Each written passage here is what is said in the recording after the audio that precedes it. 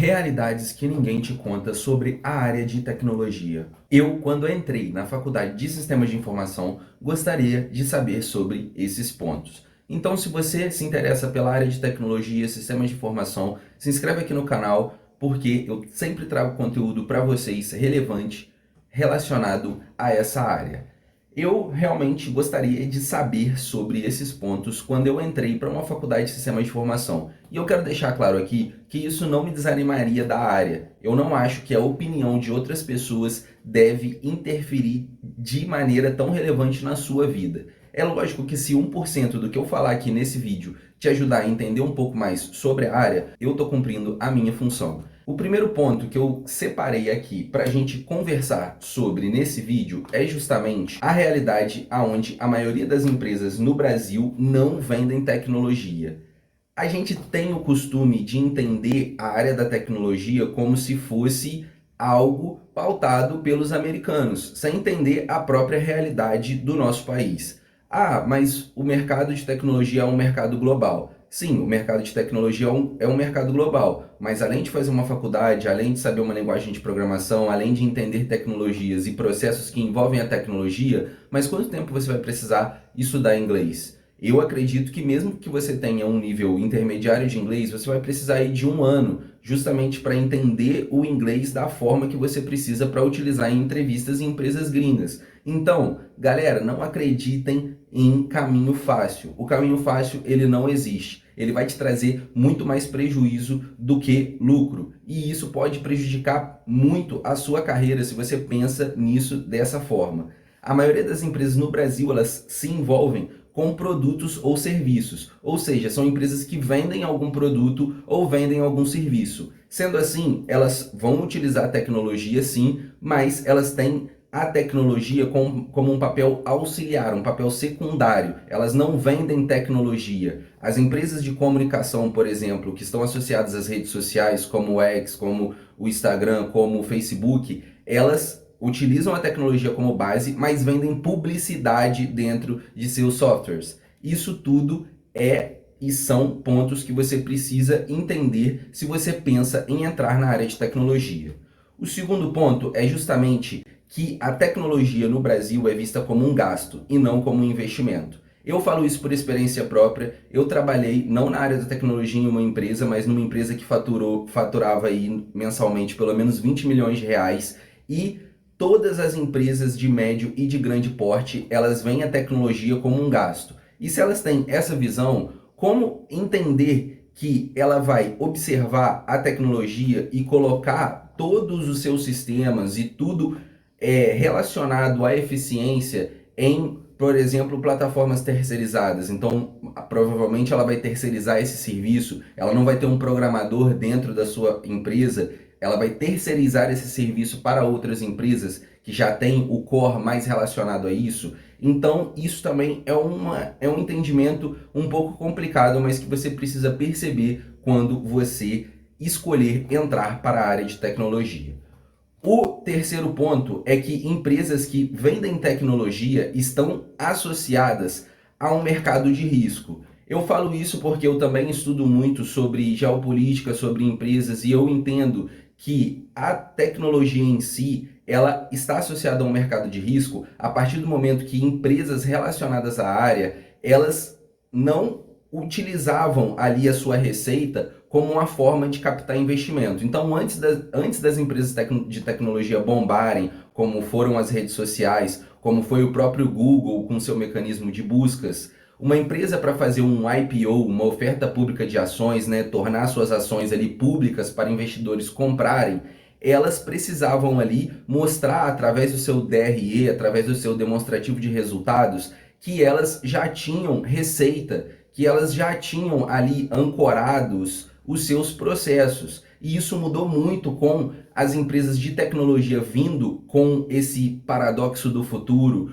com essa mentalidade de risco de falar, olha só, hoje a gente tem milhões de usuários, mas você não monetizou esses usuários ainda, como isso vai virar dinheiro? Não, não importa, a gente tem usuários, a gente tem uma tecnologia que está sendo muito utilizada pelas pessoas e a empresa vale X por conta disso. A partir desse momento, investidores ainda no privado utilizavam ali capital, né, investiam o seu próprio capital nessas empresas e essas empresas foram crescendo em cima de um valuation que não estava de acordo ou até mesmo ancorado com os resultados que elas já tinham. Então isso é muito associado a um mercado de risco. E vamos falar a verdade, você acha que o Brasil, com uma taxa de juros aí a 12%, você deixando ali, o grande investidor deixando o seu dinheiro parado, ele tem 12% ao ano. Você acha mesmo que ele vai pegar esse dinheiro, um dinheiro que ele tem certo, e vai colocar numa empresa que pode quebrar? Quantas empresas quebraram para o Google existir hoje? Quantas redes sociais quebraram para a gente ter um Facebook, para a gente ter um Instagram? Isso tudo está associado a um mercado de risco e você tem que entender isso se você pensa em entrar nessa área. O quarto ponto é justamente que tecnologia não é só trabalhar com comunicação. Tecnologia é trabalhar com eficiência. Então, se você estiver começando hoje, é lógico que você tem que aprender sobre lógica de programação, é lógico que você tem que aprender sobre algoritmos, mas a gente tem que entender, por exemplo, que a lógica, ela vem lá da Grécia Antiga. A gente começou a lógica muito antes da gente pensar nos sistemas computacionais. A lógica só foi aplicada dentro dos sistemas eletrônicos justamente para conseguir manipular ali componentes eletrônicos com a lógica de programação. Porém, muito importante, eu já vi empresas grandes utilizarem pra caramba muito mais um Excel do que uma tecnologia inovadora. Então, muitos desses pontos, eles têm que ser considerados, você precisa investir na sua base, e a base é justamente mecanismos e tecnologias que as empresas utilizam muito e que muitas das vezes não são ali faladas pelas pessoas ali que propagam essa área. O quarto ponto é justamente que criar software nunca tem fim. E o que eu quero dizer com isso? Eu quero dizer que quando você cria um software dentro de uma empresa, você vai gastar tempo ali para levantar os requisitos, para ver o que é necessário ter naquele software. Depois você vai implantar aquele software, você vai colocar o software naquele ambiente de produção. A partir desse momento vão ter usuários, vão ter problemas que você não contava que teriam e eles vão começar a existir.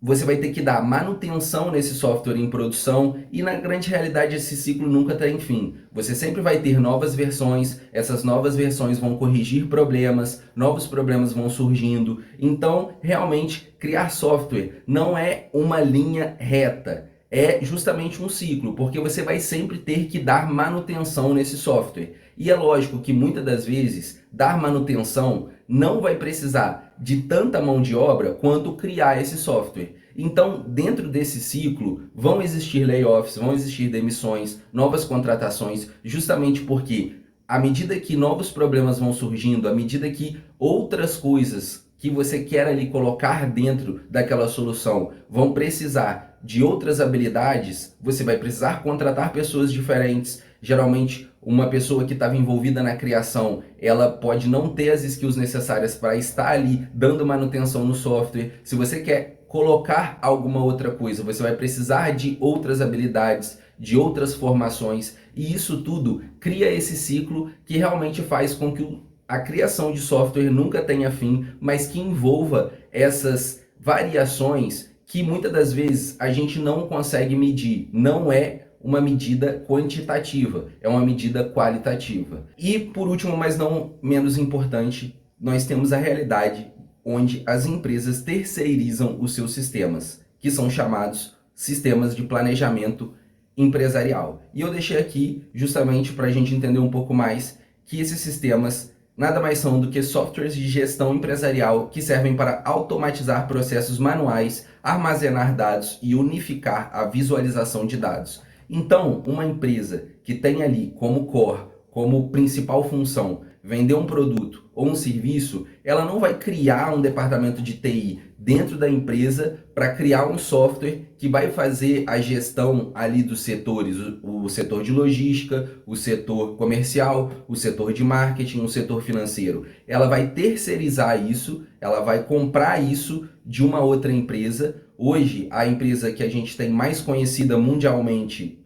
é a multinacional chamada de SAP, que tem o sistema ERP mais utilizado no mundo, e isso tudo também fundamenta o que eu falei lá no primeiro ponto. a maioria das empresas no Brasil, elas não vendem, elas não estão associadas, elas não vendem produtos relacionados à tecnologia. Elas vão terceirizar porque fica mais barato. É mais fácil terceirizar esse tipo de serviço, é mais fácil contratar um sistema de gestão do que produzir um sistema de gestão dentro da própria empresa. Porque na grande realidade, quando a empresa tiver um problema no sistema de gestão, ela não vai ali perguntar para o analista que ela tem ou para o programador para abrir um ticket e resolver aquele problema. Ela vai ligar para o suporte ali do sistema que ela contratou e o suporte, como ele já tem um histórico, como é uma empresa que já tem tempo no mercado, muito provavelmente aquele analista de suporte que está ali do outro lado da linha já teve esse tipo, já lidou com esse tipo de problema, e esse histórico vai fazer com que a empresa resolva esse problema mais rápido e continue ali registrando o que é necessário dentro dos setores da empresa.